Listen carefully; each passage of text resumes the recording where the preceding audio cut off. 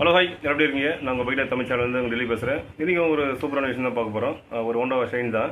இப்போ இந்த வண்டியில் கம்ப்ளைண்ட் பார்த்தாவே, கஸ்டமர் கம்ப்ளைண்ட் பார்த்தாவே ஒரு 20 கிலோமீட்டர் 25 கிலோமீட்டர் வண்டியை ஓட்டினாவே இன்ஜின் வந்து சவுண்ட் வருதுன்னு சொல்லியிருக்காரு. இதே மார்னிங் டைமில் ஸ்டார்ட் பண்ணும்போது வண்டியில் நாய்ஸ் எதுவுமே இல்லை. ஒரு இதுதான் 20 கிலோமீட்டர் மேலே போனாவே கண்டிப்பாக சவுண்ட் வருது. நிறைய செக் பண்ணியிருக்காங்க. இப்போ உங்கள் வண்டியில் ஒரு 20 கிலோமீட்டர் வண்டி ஹீட் ஆகும்போது நாய்ஸ் வந்துச்சுன்னா கண்டிப்பாக நீங்கள் இதை தான் செக் பண்ணணும். இந்த வீடியோ வந்து ஸ்கிப் பண்ணாமல் பாருங்கள், அப்போ தான் கரெக்டாக தெரியும் உங்களுக்கு. ஓகே, இப்போ உங்கள் வீடியோக்குள்ள போகலாம். ஹலோ ஹாய், நம்ம இன்றைக்கி பார்க்க போகிறது ஒரு ஹோண்டா ஷைன் தான். இப்போ ஹோண்டா ஷைனில் BS6 மாடல் இருக்குது. BS6 BS4 இது எல்லாமே நம்ம இந்த 8 போர்லாம் ஒரே மாதிரியாக தான் இருக்கும் வேலை. ஓகேங்களா? இப்போ இந்த வண்டியில் என்னென்னு ஃபால்ட்டுன்னு பார்த்தா, இது வந்து வண்டி ஹீட் ஆகுனாவே வண்டி வந்து டிக்கி டிக்கி டிக்கி டிக்கின்னு சவுண்டு வருது அப்படின்ட்டு தான் கம்ப்ளைண்ட் வண்டியில். இப்போ இந்த வண்டியை வந்து வெளியில் சர்வீஸ் பண்ணியிருக்காங்க. ஓகேங்களா? வெளியில் சர்வீஸ் பண்ணது நம்ம ஹீட் ஆனாவே டிக்கி டிக்கின்னு சவுண்டு வந்தால் கண்டிப்பாக அது வால்வு லூஸ் ஆகிட்டு இருக்கும். ப்ளஸ் இந்த டேப்பிட் அட்ஜஸ்ட் பண்ணாவே அந்த பிரச்சனை போயிடும் அப்படின்ட்டு தான் நம்ம டேப்பிட் அட்ஜஸ்ட் பண்ணுவாங்க. இப்போ இந்த வண்டியிலும் அதேமாதிரி தான் டேப்பிட் அட்ஜஸ்ட் பண்ணி கிட்டத்தட்ட ஒரு 3-4 மாதமாக அப்படியே ஓடி இருக்குது வண்டி 3 மாதமாக 4 மாதமாக அப்படியே ஓடி இருக்குது. இப்போ இந்த ஃபால்ட்டை சரியில்லை, திருப்பி நம்மகிட்ட வந்திருக்கு இந்த வண்டி. இதுமாரி ஃபால்ட்டுங்க, இந்த வண்டி ஹீட்டு ஒரு 20 கிலோமீட்டர் 30 கிலோமீட்டர் ஓட்டினா வண்டியில் வந்து இன்ஜின் நாய்ஸ் மாதிரி வருது, டிக்கெட்டுன்னு சவுண்ட் வருது அப்படின்ட்டு. இப்போ நம்ம பிரிச்சிருக்கோம், அந்த சவுண்டு உங்களுக்கு காமிக்க முடியல. ஆனால் பிரிச்சுன்னா ஃபால்ட்டு வந்து கரெக்டாக உங்களுக்கு காமிக்கிறேன். ஓகேங்களா? நம்ம பிரிச்சலாம் பார்த்தினாவே வண்டியெல்லாம் பக்காக தான் இருக்குது, எந்த பிரச்சனையும் இல்லை, பக்காவாக இருக்குது. இந்த போர்லாம் எதுவுமே ப்ராப்ளம் கிடையாது. வண்டி ஸ்மோக் கம்ப்ளைண்ட் எதுவுமே இல்லை. ஆனால் நம்ம ஒரு எட்டை பிரித்தாவே கண்டிப்பாக அந்த வால்வு சீலு கண்டிப்பாக இதை மாற்றி தான் ஆகணும். அப்படிப்பட்டு தான் இப்போ மாற்றிருக்கோம். இப்போ பாருங்கள், இது கேம் ஷாஃப்ட். இப்போ இந்த வண்டி கேம் ஷாஃப்ட் தான். இது கேம் ஷாஃப்ட் செக் பண்ணால் கேம் ஷாஃப்ட்லாம் பக்காவாக தான் இருக்குது, எந்த பிரச்சனையும் இல்லை. ஓகேங்களா? ஏன்னா இதெல்லாம் ஸ்கோரிங் வந்து கண்டிப்பாக மாற்றிடுவோம், இதில் எந்த பிரச்சனையும் இல்லை. அதனால் கேம் ஷாஃப்ட்டுக்கும் சம்மந்தம் இல்லை. இந்த பேரிங்கும் செக் பண்ணிட்டேன், இந்த பேரிங்கும் பக்காவாக தான் இருக்குது, எந்த பிரச்சனையும் இல்லை. ஆனால் இதில் ஃபால்ட்டு நம்ம எப்படி கண்டுபிடிச்சோன்னா, இந்த ரேக்கராம் தான் வச்சு கண்டுபிடிச்சோம். இப்போ நிறைய பேர் ரேக்கராம் வந்து எப்படி ஷேக் பண்ணி பார்த்து எப்படி போயிருக்குன்னு கண்டுபிடிக்குது அப்படி ஈஸியாக நான் காமிக்கிறேன் உங்களுக்கு. ஓகேங்களா? ரேக்கராம் லைட்டாக ஷேக் ஆனவே போயிடுச்சுன்னு சொல்லுவாங்க. ஆனால் அந்த எந்த மாதிரி ஷேக் இருந்தால் போயிடுச்சுன்னு தான் நம்ம கண்டுபிடிக்கிறோம். ஓகேவா? இப்போ அதே மாதிரி தான் வால்வு எல்லாம் மாற்றிருக்கோம், வருஷம் தான் போட்டிருக்கேன் நான் இதில். ஏன்னா எட்டுக்கு பண்ணும்போது கண்டிப்பாக இது பண்ணி ஆகணும். இந்த எட்டு கேஸ்கெட்டு கண்டிப்பாக எல்லாமே புதுசாக தான் போடணும். இப்போது இதுதான் பழைய ரேக்கரம். ஓகேங்களா? இந்த ரேக்கரமில் பாருங்கள், இது ஒரு ரேக்கரம் நல்லா இருக்குது இந்த வண்டியில். ஓகேங்களா?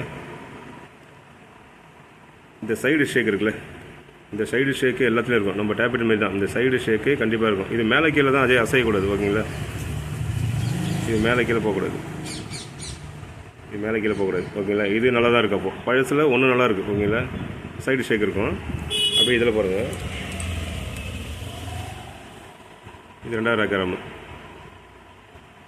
இதுங்களா, கரெக்டான மாட்டம் இல்லை. இதா எப்படி ஷேக் ஆகுது பாருங்கள். இந்தமாரி ஷேக்கு தான் இருக்கக்கூடாது, இந்த சைடு ஷேக் இருக்கணும். ஓகே, சைடு ஷேக்கு கண்டிப்பாக இருக்கும். ஏன்னா உள்ள பெரிங்க இருக்கிறதால அந்த சைடு ஷேக் கண்டிப்பாக இருக்கும். சைடு ஷேக் வந்தாவே கண்டிப்பாக எல்லோரும் மாற்றிடுறாங்க. ஆனால் சைடு ஷேக் வந்தால் மாற்ற வேண்டாம், நல்லா தான் இருக்கும் அர்த்தம். இந்தமாரி மேலே கீழே இறங்கி போகக்கூடாது. ஓகேங்களா? தெரியுதுங்களா? இது ஏன்னா ஒரு ரேக்கரம் நல்லா இருக்குது, இன்னொரு ரேக்கரம் தான் இந்தமாரி பிரச்சனை இருக்குது. இது வண்டி ஓட ஒரு 20 கிலோமீட்டர் ஓடினாவே கண்டிப்பாக ஹீட்டில் என்ன ஆகுது, இதோட ஷேக் அதிகமாகிடுது. ஓகேங்களா? அந்த ஹீட்டில் என்ன ஆகுது, இது கண்டிப்பாக ஷேக் அதிகமாகிடுது. சரிங்களா? அதனால தான் அந்த டக்கு டக்கு டக்கு டக்கு டக்குன்னு சவுண்ட் அடிக்குது. இந்த ஒரு ரேக்கம் வண்டி மாத்திரம் போகிறோம் அப்படின்னு கேட்குறீங்க கண்டிப்பாக. ஏன்னா இதுவும் கொஞ்சம் தேய்மானம் ஆகிட்டு இருக்கும். ஓகே, இது பழசுக்கும் இதுவும் கொஞ்சம் போகிற கண்டிஷன் வந்திருக்கும். ஓகேங்களா? எப்படி பார்த்தாலும் ஒரு 80% போயிட்டுருக்கும், 20% தான் இருக்குது இதில். இப்போ நான் இதை ஒன்று பழசு போட்டு ஒன்று பூசு நான் போட்டுன்னு வச்சிங்களேன், இப்போ அந்த ரேக்கராம பக்காவாக இருக்கும். ஓகேங்களா? அது இது லோடு தாங்காது. அதுக்கப்புறம் இது நான் இன்னும் ஒரு மாதத்தில் இதுவும் டக்கு டக்கு டக்குன்னு சவுண்ட் ஆரம்பிச்சிடும். அப்போ அந்த பண்ண வேலையை வேஸ்ட்டாக போயிடும். அதனால் ரேக்கராம மாற்றுறது கண்டிப்பாக ரெண்டுமே பக்காவாக போட்டுடணும், ரெண்டுமே நல்லா தான் பண்ணணும். ஓகேங்க? இந்த ரேக்கரம் போடுறேன். இதில் மேல் கீழே ஷேக் பாருங்கள், நான் பண்ணுறேன், ஷேக் இருக்குது. ஆனால் சைடு ஷேக் இருக்கும். ஓகேவா? இந்த சைடு ஷேக் இருக்குது, இந்த சைடு ஷேக்கு கண்டிப்பாக எல்லாத்துலேயும் இருக்கும். இப்போ டேபிட் மாதிரி தான் சைடு ஷேக் இருக்கணும், மேலே கீழே ஷேக் தான் வரக்கூடாது. அதே மாதிரி தான் ரேக்கரம் நீங்கள் செக் பண்ணும்போது ஒரு வண்டியில் யாரும் கட்டி ரேக்கரம் போச்சுனாவே நீங்களே கட்டி நீங்களே பார்த்து செக் பண்ணலாம் நீங்கள் ஈஸியாகவே. சைடு ஷேக் கண்டிப்பாக இருக்குங்க, மேலே கீழே ஷேக் தான் வரக்கூடாதுன்ட்டு. ஓகேவா? இது ப்ளஸ் இது ரெண்டு ரேக்கரவே மாற்ற போகிறோம். இது சைடு ஷேக் இருக்கும், சென்டர் ஷேக் இருக்காது. இப்போ நம்ம முக்கியமான காரணமாக இந்த போரை நம்ம வந்து கரெக்டாக நம்ம மாட்டி எப்படி இந்த BS6 கரெக்டாக நம்ம எப்படி டைமிங் வைக்கிறதா இந்த வீடியோவில் காமிக்க போகிறோம் உங்களுக்கு. அதனால் வீடியோ ஸ்கிப் பண்ணாமல் பாருங்கள். ஒரு ரேக்கரம் எப்படி போயிருக்கு நல்லா இருக்குன்னு எப்படி கண்டுபிடிக்கிறது இந்த வீடியோவில் பார்த்து தெரிஞ்சிருப்பீங்க. இப்போ நிறைய பேர் பிரித்து வேலை செய்ய ஆசைப்பட்டீங்கன்னா கண்டிப்பாக இந்த வீடியோ பாருங்கள், உங்களுக்கு ரொம்ப ஈஸியாகவும் இருக்கும். டைமிங் வச்சு நான் ஸ்டார்ட் பண்ணுறேன். அதேமாதிரி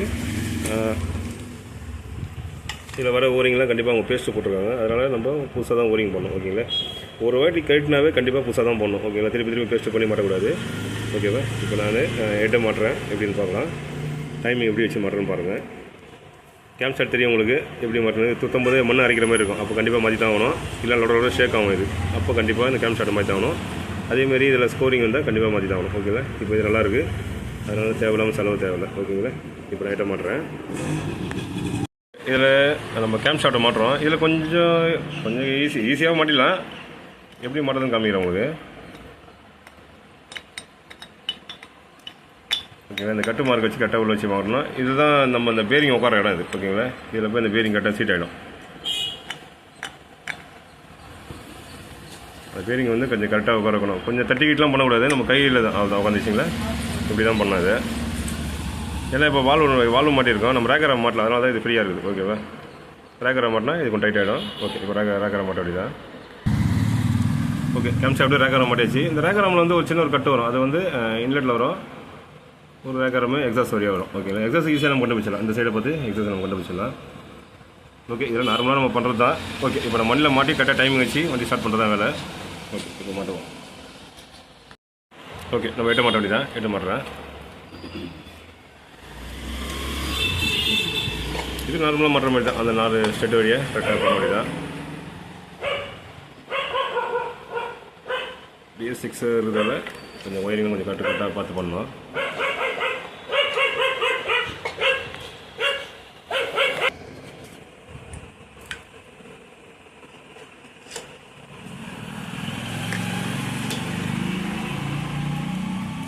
இங்கே சென்சார் கொடுத்துருக்காங்க பார்த்தீங்கன்னா. இதை EOD சென்சாரு. ஓகே, இதை பற்றி நிறைய சொல்லியிருப்பாங்க உங்களுக்கு. BS6 சோக்கா வேலை செய்கிறது இந்த EOD தான். ஓகேங்களா, engine oil temperature sensor. Okay, இந்த சென்சார் போச்சுன்னா கூட வண்டியில் ஸ்டார்டிங் ட்ரபிள் இந்த பிரச்சனைலாம் வரும் உங்களுக்கு. வண்டி ஸ்டார்ட் ஆகுது, ஸ்டார்டிங் ட்ரபிள், மார்னிங் டைமில் ஸ்டார்ட் ஆகாது, இந்தமாதிரி பிரச்சனைலாம். BS6 பொறுத்த வரைக்கும் மார்னிங் டைமில் ஒரு இடத்துல டக்குன்னு ஸ்டார்ட் ஆகிடும். அதுமாதிரி ஸ்டார்ட் ஆகாத பிரச்சனைகளை இந்த EOD சென்சாரில் நீங்கள் மாற்றி பார்க்கணும். ஓகேவா,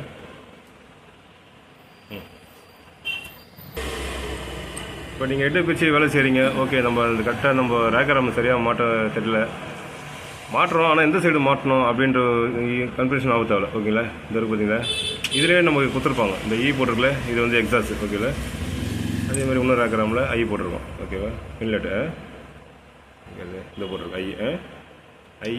இதில் 2 கொடுத்துருப்பாங்க. இதை வச்சு நீங்கள் ஈஸியாக மாட்டிடலாம். ஓகே, இப்போ எல்லாம் போடலாம். டைட் பண்ணிட்டு பேக்கிங் மாட்டிட்டு இதெல்லாம் ஓரிங்லாம் புதுசாக தான் போடணும். ஓகேங்களா, ஃபஸ்ட்டுலாம் போடக்கூடாது. அதுமாதிரி மாட்டும் போது இந்த வாஷர்லாம் கரெக்டாக போடுங்க. ஒரு வாஷர் மிஸ் ஆச்சுன்னா கூட கண்டிப்பாக பிரச்சனை தான்.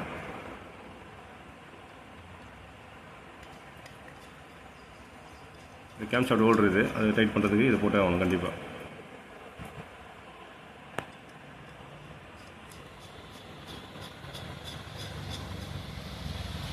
இந்த 4 போல்டு நெட்டும் கரெக்டாக இருக்கணும். அதுவும் சேமாக டைட் பண்ணும். ஓகேங்களா, போல்டெலாம் கரெக்டாக டைட் பண்ணுங்கள். இப்போ இன்னொரு சின்ன விஷயம் சொல்கிற பாருங்க. இதில் வந்து BS6 BS4 இந்த ஹெட்டு தான் எப்படி கண்டுபிடிக்குதுன்னா, இந்த ஹோல்டர் இருக்குல்ல, இது BS6 வந்து அப்படியே அட்டாச்சாக வரும். ஹெட்டை கட்டினாவே இது அட்டாச் அப்படியே.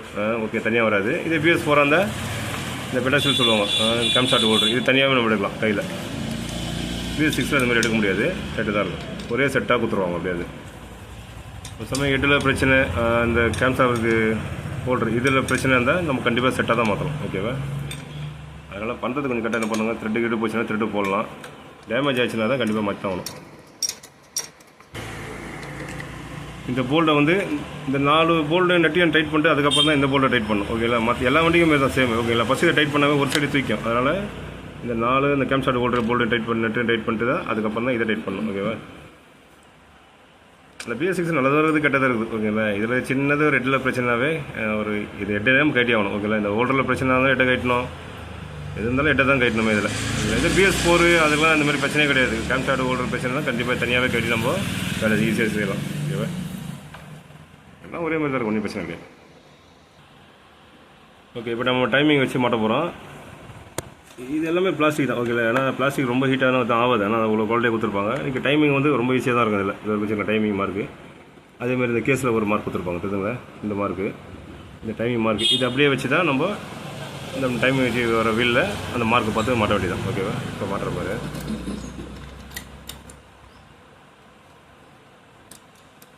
டைமிங்கில் டிஃப்ரெண்ட்லாம் இல்லை, எல்லாமே ஒரே மாதிரி தான் இருக்கும். ஓகேங்களா? அது இல்லாமல் கேம்ப் ஸ்டார்டர் ஓடரில் அந்த ஈஸியாக உட்காரும். அது பட்டு கஷ்டமே சொல்ல முடியாது, ஈஸியாக தான் இருக்கும்.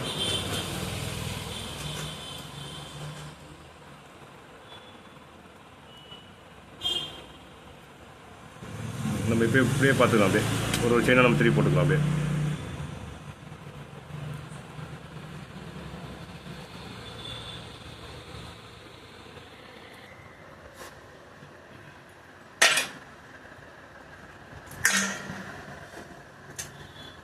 இது டைமிங் செயின் ரொம்ப டைட்டாக இருந்ததுன்னா இது வந்து கீழே கொடுத்துருப்பாங்க. இது அலன் கீ வரும். ஓகேங்களா? இந்த புஷ் ஆர்டர் போல்டு அது கட்டினா தான் நம்மளுக்கு இங்கே ஃப்ரீயாக மாட்ட முடியும்.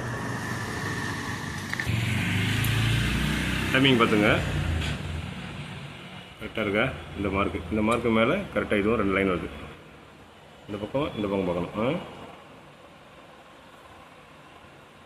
ஓகே, இது டைட்டாக இருந்தால் தான் நம்ம இந்த ரோலர் புல்லு கட்டி நம்ம ஸ்ப்ரிங்கி வெளியே அதுக்கப்புறம் போட்டு டைட் பண்ணிக்கலாம். ஓகேவா? ஏன்னா அதில் ஒரு கட்டுமா இருக்கும். நீங்கள் அப்படியே இப்போ ப்ரெஸ் பண்ண போகிறோம், டப்புன்னு போய் ஒட்டிக்காங்க. ஓகேவா? ஈஸியாக. ஓகே, இப்போ கடற்கரை மாட்டிட்டு நம்ம வண்டி ஸ்டார்ட் பண்ணி பார்ப்போம். ஓகே, கன்னில் டைட் பண்ணிட்டோம்.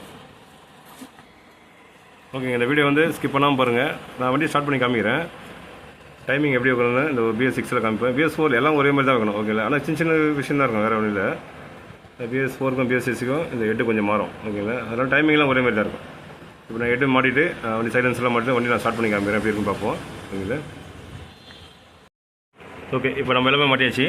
டாப் டோர் எல்லாமே பக்கம் மாட்டியாச்சு. இப்போ வண்டி ஸ்டார்ட் பண்ணுறேன்.